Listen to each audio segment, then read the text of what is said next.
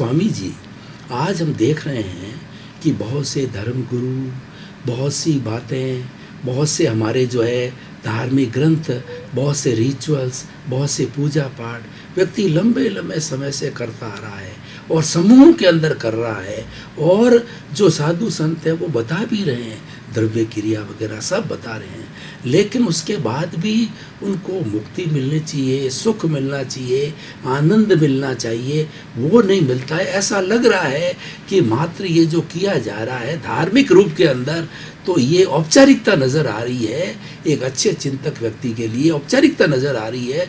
तो ये सब कुछ ऐसा क्यों हो रहा है स्वामी जी?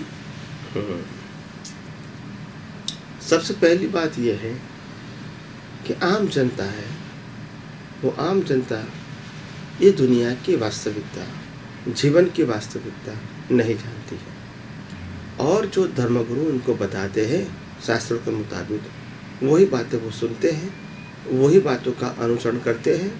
तो इसीलिए कहने वाला भी अनुभवी नहीं है, तो सुनने वाले को अनुभव कैसे होगा? कहने वाला खुद कहता है कि मैंने मुक्ति की अनुभूति नहीं की है, आत्मा की अनुभूति नहीं की है, तो सुनने वाले को मुक्ति की, आत्मा की अनुभूति कैसे होगी?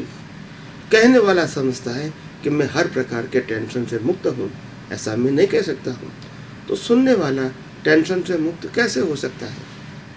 कहने वाला कहता है, प्रचारक कहता है, धर्मगुरु कहता है, ये करो, धर्म की क्रिया करो, पूजा पाठ करो, नाम जप करो, सामायिक करो, प्रतिक्रमण करो, मंदिर में पूजा पाठ करो, आरती करो, तप जप करो, दान पुण्य करो, ये सब कुछ बताते हैं। इनको मालूम है कि ये सब कुछ बताते हैं तो लोग करेंगे और इससे उसको पुण्य मिलेगा, मगर ये मुक्ति का रास्ता नहीं है। मुक्ति का रास्ता तो है अज्ञान को मिटाना है, क्रिया को बदलना वो मुक्ति का मार्ग नहीं है, और क्रिया हम बदल भी नहीं सकते हैं। जो कर्मों के हिसाब से लेके आए वही क्रिया हमको करनी पड़ेगी, मगर क्योंकि हम कई अवतारों से सच्चे भगवान कौन है इसको भी नहीं जानते हैं, और हमारा जीवन कौन चला रहा है वो भी हम नहीं जानते हैं।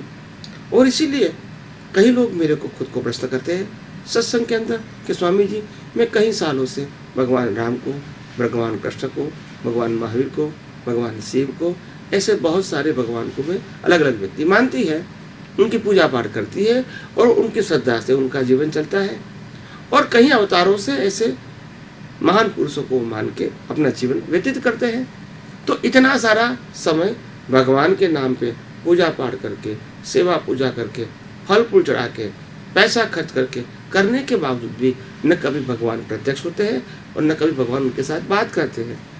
तो फिर इसमें आम जनता की, या तो जनता प्रश्न करती है कि हमारी गलती कहाँ है कि इतना मेहनत करने के बाद, इतना त्याग करने के बाद, इतना समय देने के बाद भी न भगवान का दर्शन होता है, न कभी भगवान प्रसन्न होते हैं। ऐसा क्यों होता है? तब मैं बहुत सिंपल से उसका आंसर देता हूँ कि आप भगवान को मानते हैं, भगवान का नहीं मानते हैं। आप भगवान को तो मानते हैं, भगवान का नहीं, मगर भगवान का नहीं मानते हैं। मैं आपको सिंपल उदाहरण दे दूँ। अगर आपका बच्चा है, जो लड़का है, लड़की है, और आप उसके माता पिता हैं, आपका लड़का और लड़की आपको कहेंगे कि हे माता पिता, हम आपकी आरती उतारेंगे, पूजा करेंगे, मगर आप जो कहेंगे वो हम नहीं मानेंगे, तो क्या आपको अच्छा लगेगा? नहीं लगेगा। क्यों? क्योंकि आखिर हर व्यक्ति को ऐसा ही होता है कि जो मैं कहूँ इसका वो अनुसरण करेंगे, तभी उसका जीवन सफल होगा।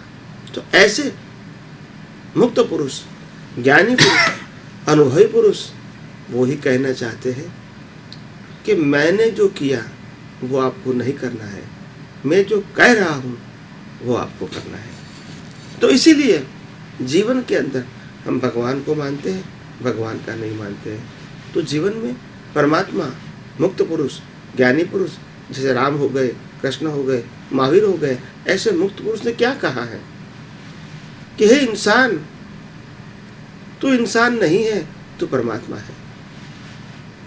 हे इंसान, तू विनाशी नहीं है, अविनाशी है। तुम्हारे पास अनंत शक्ति का खजाना है ही, मगर क्योंकि तुम नहीं जानते हो मैं कौन हूँ और मेरे पास क्या है। यही जानते हो कि दुनिया ने बनाई हुई अवस्था के रूप में मैं कौन हूँ, क्या हूँ और क्या कर रहा हूँ।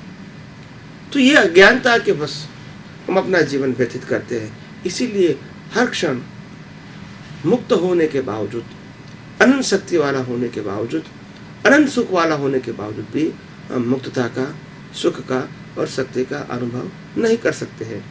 तो मुक्त पुरुषों ने यही कहा है कि मैं आत्मा हूँ, मैं परमात्मा हूँ, मेरी शक्ति अविनाशी है, मैं चैतन्य घन हूँ। ये सब कहा है, हमने सुना भी है, हमने पढ़ा भी है। मगर आम लोगों की कमजोरी ये है कि जो पढ़ते हैं, सुनते हैं, वो मानते नहीं है, क्योंकि उसका लगाव सिर्फ क्रिया में ही पुरुषार्थ है, ऐसा वो मानते हैं।